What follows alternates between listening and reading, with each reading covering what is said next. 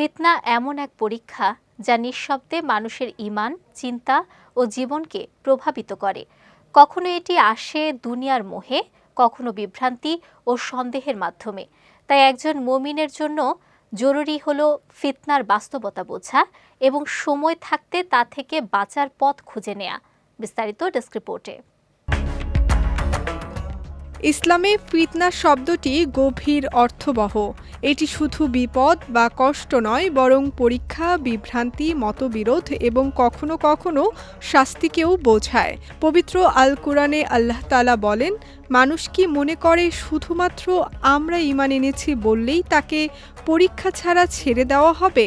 এই আয়াত থেকেই বোঝা যায় ফিতনা মানুষের ঈমান যাচাইয়ের একটি মাধ্যম। ফিতনা দুইভাবে মানুষের সামনে আসে, একটি প্রবৃত্তির মাধ্যমে, অন্যটি সন্দেহের মাধ্যমে। দুনিয়ার মোহ, কামনা, বাসনা ও ভোগবিলাস মানুষকে সত্য থেকে দূরে সরিয়ে দেয়। আবার ভুল ব্যাখ্যা, বিভ্রান্তিকর মতবাদ ও অজ্ঞতা মানুষকে সত্য পথ থেকে বিচ্যুত করে। যখন মানুষ নিজের ইচ্ছাকে সত্যের ওপর প্রাধান্য দেয় বা যাচাই ছাড়া তথ্য বিশ্বাস করে, তখন ফিতনার দরজা আরও প্রসারিত হয়। ফিতনার প্রভাব অত্যন্ত ভয়াবহ। এটি ধীরে ধীরে মানুষের অন্তরকে অন্ধকার করে দেয়। হাদিসে বর্ণিত আছে, ফিতনা মানুষের হৃদয়ে একের পর এক আঘাত করে, আর যে তা গ্রহণ করে তার অন্তরে কালো দাগ পড়ে যায়। একসময় সেই অন্তর সত্য ও মিথ্যার পার্থক্য করার ক্ষমতা হারিয়ে ফেলে। এ কারণেই ফিতনা শুধু বাহ্যিক বিপদ নয়, বরং আত্মিক ধ্বংসের কারণ। এই ভয়াবহতা থেকে বাঁচতে ইসলামে কিছু গুরুত্বপূর্ণ নির্দেশনা দেওয়া হয়েছে। সর্বপ্রথম আল্লাহর কাছে আশ্রয় প্রার্থনা করা জরুরি, বিশেষ করে নামাজের শেষে ফিতনা থেকে বাঁচার দোয়া পড়া।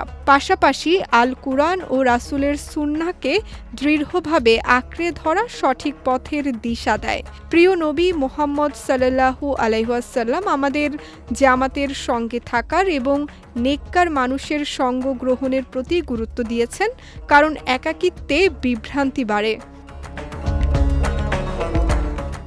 ফিতনার সময় ইবাদতে মনোযোগী হওয়া, বেশি বেশি তওবা করা এবং ধৈর্য ধারণ করা অত্যন্ত গুরুত্বপূর্ণ।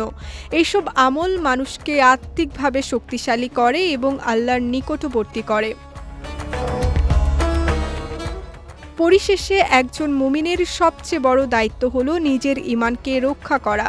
সচেতনতা, সঠিক জ্ঞান এবং আল্লাহর উপর পূর্ণ ভরসাই পারে ফিতনার অন্ধকার থেকে আমাদের নিরাপদ রাখতে। বিজয় টিভি নিউজ ডেস্ক।